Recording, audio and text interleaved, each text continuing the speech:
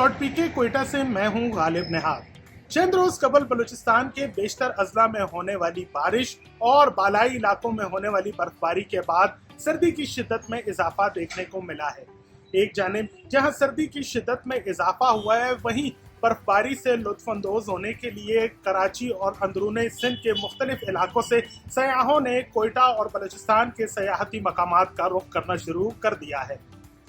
जो travel agents हैं उनका बताना है कि माजी की निस्बत इस साल जो है वो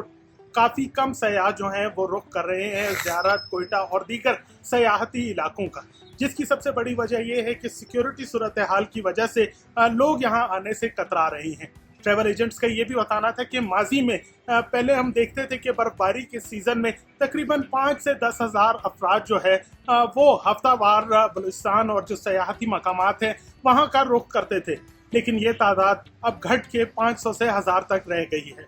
सयाहों की कमी की वजह से होटल मालकान जो हैं वो भी काफ़ी परेशान दिखाई देते हैं और उनका कहना है कि अगर सूरत हाल यही रही तो चंद अरसे में हमारा कारोबार भी ठप होकर रह जाएगा।